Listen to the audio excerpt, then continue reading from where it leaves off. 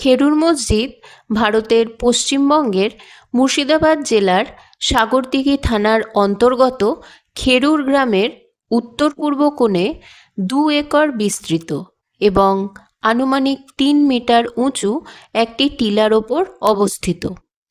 এটি হোসেন শাহী আমলে নির্মিত।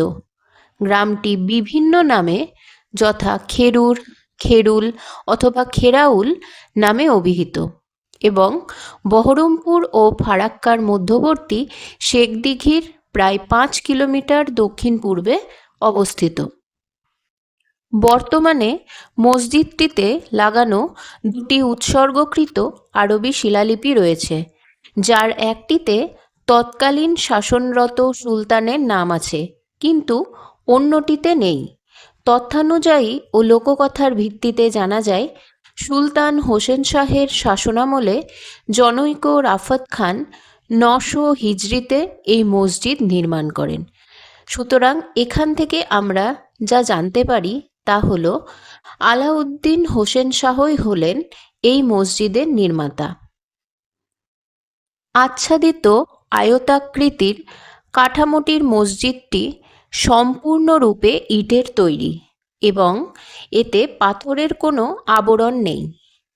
4 কোণার 4টি মিনার সহ এই মসজিদে 1 গম্বুজ বিশিষ্ট প্রার্থনা কক্ষ এবং 3 গম্বুজ বিশিষ্ট একটি বারান্দা আছে। মূল প্রার্থনা কক্ষের গোলাকার গম্বুজটি 1897 সালের ভূমিকম্পে ধসে যায়, কিন্তু সামনের বারান্দার 3টি গম্বুজ মোটামুটিভাবে অক্ষত আছে।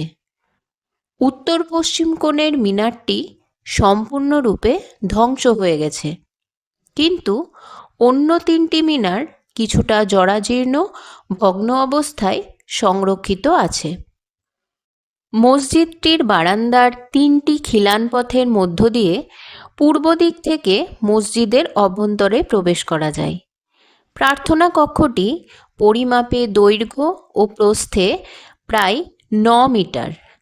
বারান্দা ও প্রার্থনা কক্ষের উত্তর ও দক্ষিণ দিকে 2টি অতিরিক্ত প্রবেশপথ আছে।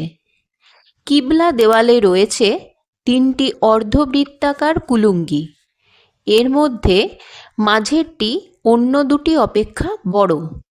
দক্ষিণ দিকের মিহরাবটি ভালো অবস্থায় সংরক্ষিত আছে, কিন্তু মাঝের ও উত্তর দিকের মিহরাব দুটি নষ্ট হয়ে গেছে। মসজিদের অলঙ্করণ পরিকল্পনা যার জন্য এটি বিশেষভাবে উল্লেখযোগ্য তা বাস্তবায়িত করা হয়েছে সম্পূর্ণভাবে ইট দিয়ে। মসজিদটি প্রাক মুঘল মসজিদের বর্গাকার গম্বুজ রীতির মসজিদের অন্তর্ভুক্ত। এই মসজিদের সম্মুখে একটি বারান্দা আছে। এই রীতি বাংলা সালতানাতের পরবর্তী ইলিয়াস শাহী শাসনামলে বিকাশ লাভ করেছে। কিবলা দেওয়ালটি ইট রেলিফ নকশায় অতি সুন্দর ও মনোরমভাবে অলঙ্কৃত। পশ্চিম দিকের বাইরের দেওয়ালে 3টি অনুভূমিক আলংকারিক বন্ধনী রয়েছে। এর নিম্নাংশে আছে জটিল নকশা আর উপরাংশে রয়েছে চমৎকার খোপ নকশা। অনুরূপ পোড়ামাটির খোপ নকশা উত্তর ও দক্ষিণ দেওয়ালের অভ্যন্তরেও রয়েছে। বক্রাকারে ইটের কারুকার্যের নিদর্শনসমূহ বাইরের অন্যান্য দেওয়ালের চারদিকে অল্প করে দেখা যায়। অলঙ্করণ পরিকল্পনায় প্রধানত ফুলের নকশা দেখা যায় এবং এর মধ্যে গোলাপ ফুলের নকশাটি অধিক প্রাধান্য পেয়েছে।